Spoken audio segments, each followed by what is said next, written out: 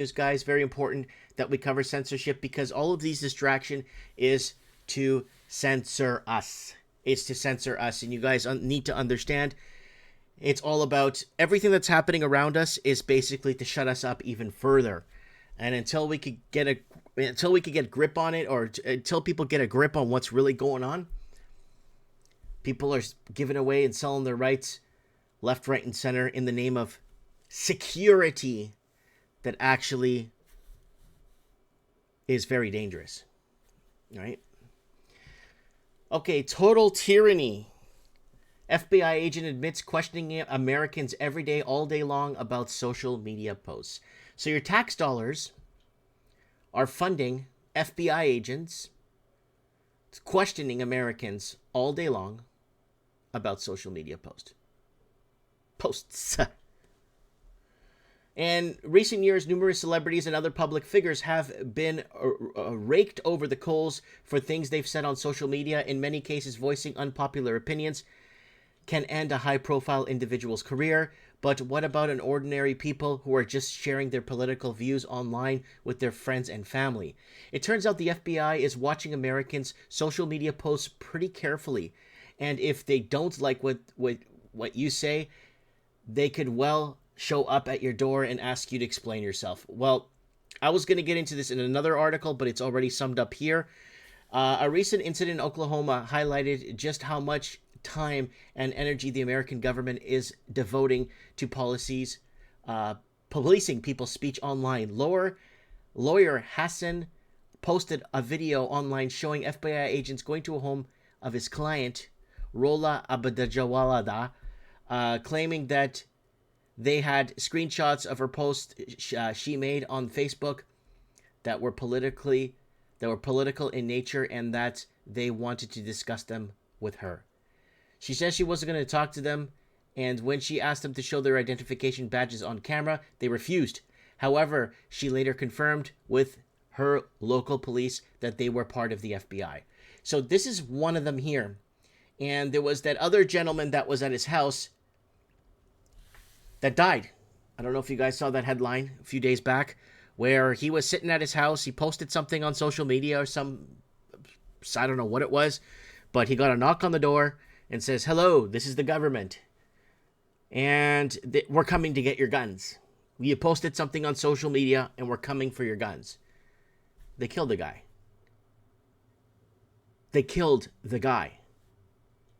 So he ended up dead.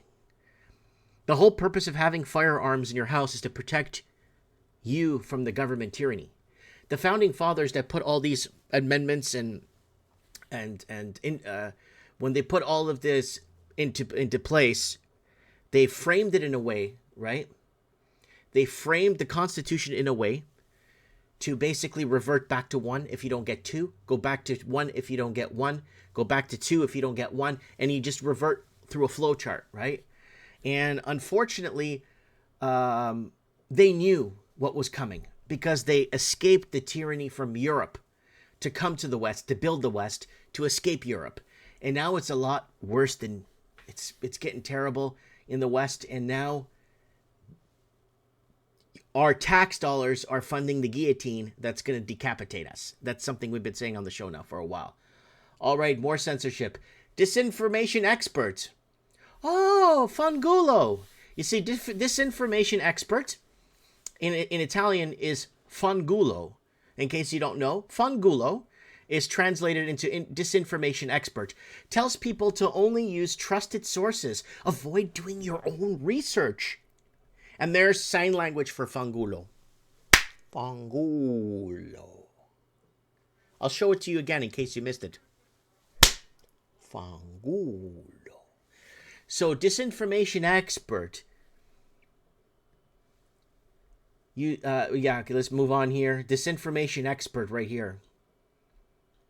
Bran Lehman, elections correspondent to the Federalist, recently reported on a panel discussion featuring AI, Pennsylvania's Secretary of Commonwealth to blah, blah, blah, blah, and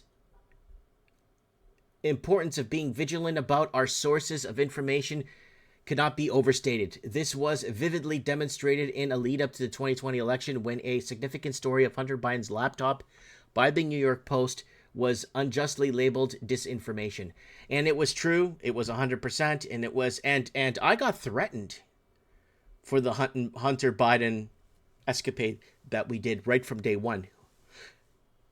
When it was at that computer shop, when it was reported, and people were accusing me of saying, you're wrong on this one, Mike. This was a plant by Donald Trump. Donald Trump planted that laptop. Oh my God. This is what happens on social media when people can reach out to you freely.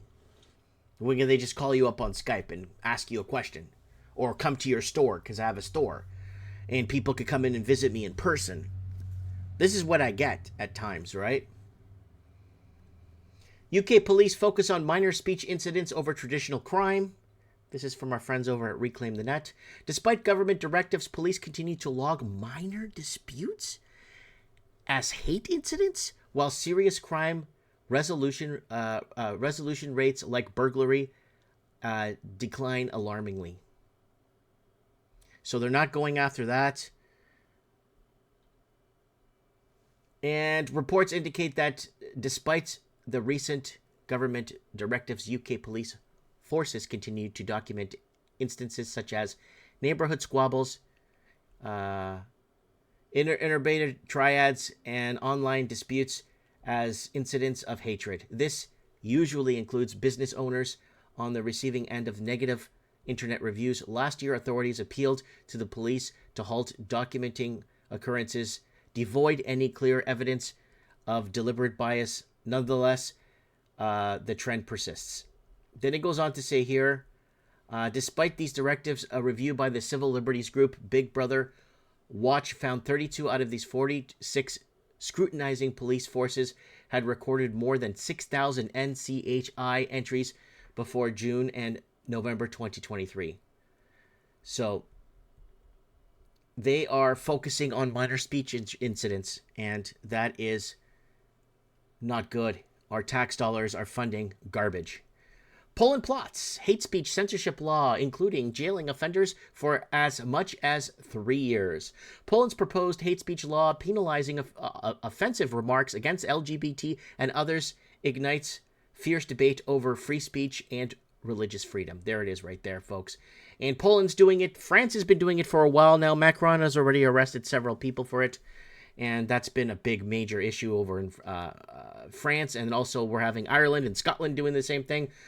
And Poland's new left-leaning government is pioneering a new unprecedented crackdown on so-called hate speech. Newly proposed legislation could result in 3-year imprisonment sentences for individuals accused of delivering offensive remarks against members of the LGBT community. The fresh approach to law enforcement has been attributed to the left's successful rise to the power, fulfilling earlier calls for rigid speech control.